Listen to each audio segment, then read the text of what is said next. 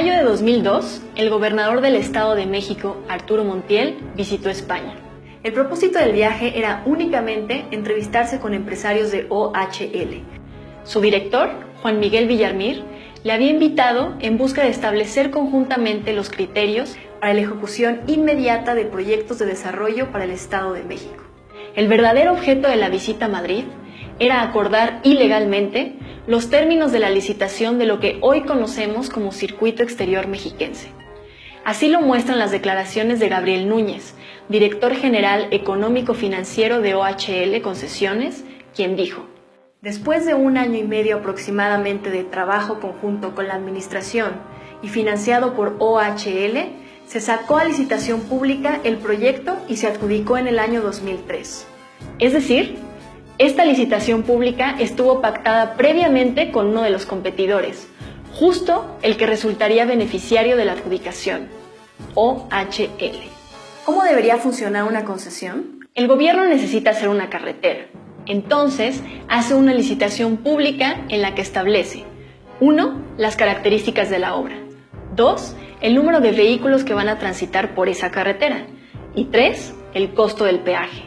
A partir de estos elementos, se determinan los años que tendrá la empresa que resulte ganadora para recuperar su inversión y obtener ganancias. En este caso, no sucedió así.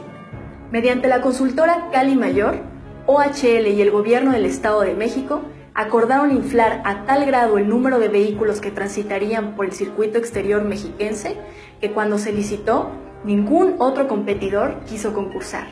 Así, OHL ganó la concesión. Imagina que hay una carrera en la que solo se presenta un corredor y gana por default. Lo que los competidores no sabían es que todo estaba pactado y los términos de la licitación serían modificados muy pronto a favor de OHL. A la fecha, lo han hecho en 7 ocasiones. Siempre a favor de la empresa, siempre en contra del interés público. Este ciclo inicia con un gobierno que, como el de Montiel, en tan solo 3 años había incrementado la deuda pública del Estado de México en 40%. Un gobierno que después de los resultados electorales del 2000, en donde el PRI había perdido, solo podía conservarse con recursos ilimitados y haciendo uso de todas las formas de control político. Arturo Montiel aspiraba a la presidencia de la República y a que el PRI conservara el gobierno del Estado en las elecciones de 2005. Por eso, construye mediante fraudes como el del Circuito Exterior Mexiquense los cimientos de una compleja red de corrupción para hacer del erario público del Estado de México una fuente inagotable de recursos que le permitieran perpetuar al PRI en el poder. Pero no lo hace solo. Es aquí donde aparecen 2 personajes claves en la trama de corrupción. 2 personajes cuya relación política, profesional y personal es ampliamente conocida: Enrique Peña Nieto y Luis Videgaray. Peña era el secretario de administración de Montiel. Su función en ese gobierno era muy importante: coordinar y atender administrativamente a todo el gabinete.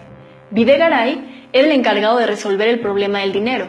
Traía bajo su portafolio una solución financiera a las deudas del Estado como parte de la empresa Protego de Pedro Aspe, el ex secretario de Hacienda con Salinas de Gortari.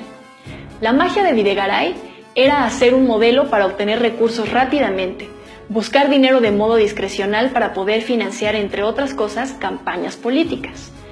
Ese modelo, que inicia en el Estado de México y se ha replicado en otras entidades, esa magia ha generado que entre 2002 y 2015 las deudas de los estados hayan aumentado casi 5 veces.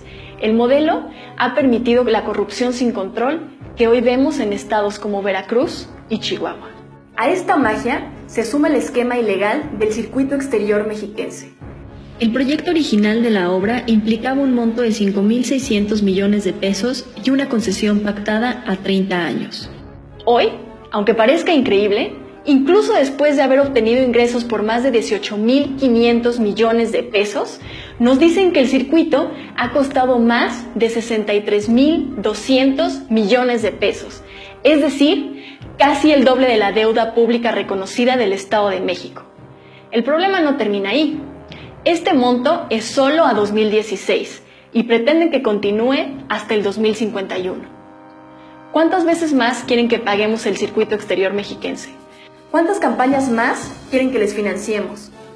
El incremento de 10 veces más del monto originalmente pactado tiene todos los componentes de la corrupción tradicional: incremento de los precios de la obra, pago de derecho de vía inflados y muchos más, pero también una compleja operación en la Bolsa Mexicana de Valores, en donde año con año OHL emite deuda pública a nombre del gobierno del Estado de México. Pero esto te lo contaremos más adelante. Este es solo el principio del ciclo de corrupción que permitirá, entre otras cosas, la llegada de Enrique Peña Nieto al gobierno del Estado en compañía de la magia financiera de Luis Videgaray. Una magia que nos ha costado miles de millones de pesos. Pero no nos adelantemos, esta historia apenas comienza.